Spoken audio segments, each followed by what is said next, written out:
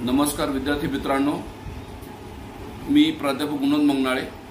विद्यार्थी मित्रांनो, तुम्हाला उद्याच्या 5 मेचा जो पेपर आहे 5 मे 2024 चा त्या पेपरमध्ये शुभेच्छा देण्यासाठी हा व्हिडिओ बनवलेला आहे। आणि हा व्हिडिओ बनवण्याचा उद्देश की सर्व मुलांना परीक्षेचं टेन्शन असतंच, पण टेन्शन घेण्यासारखी काही परिस्थिती नाही, कारण ही काय तुमची अंतिम परीक्षा नाही आहे। नीटची परीक्षा ही एक तुमच्या सक्सेसकडे जाण्याचा टप्पा आहे। त्यामुळे परीक्षेला जात असताना रिलॅक्स माइंड न जा आणि सगळ्यात महत्त्वाचं पेपर शांत डोक्याने द्या, कारण तुम्ही भरपूर प्रॅक्टिस केली आहे। जवळपास तुम्ही 40,000 MCQ ची प्रॅक्टिस केली आहे, ते पण स्टँडर्ड लेवलचे क्वेश्चन तुम्ही सॉल्व्ह केले आहेत। त्यामुळे परीक्षेला घाबरण्याची परिस्थिती नाही आहे, कारण तुम्ही जे वर्षभर पेपर दिलात, आपल्या क्लासरूममध्ये जे पेपर दिलात, ते पेपर एकदम स्टँडर्ड लेवलचे होते। त्यामध्ये असोसिएट रिजनचे भरपूर क्वेश्चन होते, स्टेटमेंट बेस्ड लेवलचे क्वेश्चन भरपूर होते, पुन्हा एक्झाम्पल बेस्ड क्वेश्चन भरपूर होते। त्यामुळे तुमचं परिपूर्ण तयारी झाली आहे, त्यात काही शंका नाही। फक्त एवढंच की परीक्षेचं तुमचं नीटचं प्रेशर जे आहे, परीक्षेतलं जे प्रेशर आहे तुम्हाला हँडल करता आलं पाहिजे। पेपरमध्ये गेल्यानंतर पेपर सॉल्व्ह करत असताना जे क्वेश्चन आहेत, जे टोटल क्वेश्चन आहेत 180 क्वेश्चन, ते पूर्ण वाचून काढा। त्यामध्ये फिजिक्स, केमिस्ट्री, बायोलॉजी हे प्रत्येक सेटमध्ये मागे पुढे येऊ शकतं। काही मुलांना 1 ते 100 येऊ शकतात बायोलॉजीचे क्वेश्चन, काही मुलांना 101 ते 200 येऊ शकतात। त्यामुळे हे जर क्वेश्चन आले, त्यामुळे फिजिक्स, केमिस्ट्री, बायोलॉजी जो पेपर आहे पूर्ण वाचून काढा। त्यातले क्वेश्चन जे सोपे वाटतात त्याला लगेच टिक करा, लगेच त्याला OMR शीटवर गोल्ड करून टाका, ज्याच्यावर तुम्हाला 100% कॉन्फिडन्स आहे। जे क्वेश्चन येत नाहीत किंवा जे क्वेश्चन मीडियम आहेत, तुम्हाला येतात वाटतंय, त्याला टिक करून ठेवा पेपरवर।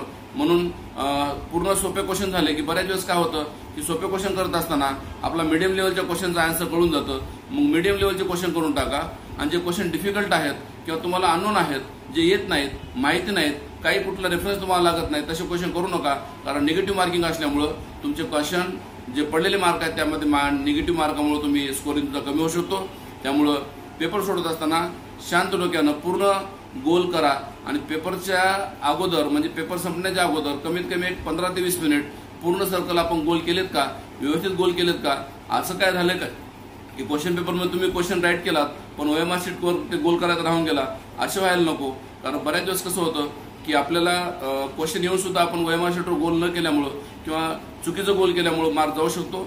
ओके, आणि त्यामुळे क्वेश्चन मध्येच तुमचं 90% आन्सर असतं। त्यामुळे क्वेश्चन अगोदर चांगला परफेक्ट व्हायचा, 4 ऑप्शन परफेक्ट व्हायचा, आणि मगच गोल करा, तर तुम्हाला नक्कीच यश मिळणार आहे। त्यामुळे परीक्षेचं काही लोड घ्यायची गरज नाही। तुम्ही भरपूर परीक्षा दिलेल्या आहेत, भरपूर प्रॅक्टिस केली आहे, प्रचंड मेहनत घेतलेली आहे, अतिशय कठोर परिश्रम तुम्ही घेतलेले आहेत। त्यामुळं तुमचं यश हे नक्की आहे। 100% तुम्हाला कॉन्फिडन्सनं रिझल्ट येण्याची गॅरंटी आहे मला। फक्त एवढंच की परीक्षेमध्ये जात असताना व्यवस्थित तुम्ही गोल करा आणि पेपर पूर्णपणे चांगल्या प्रकारे सॉल्व्ह करा।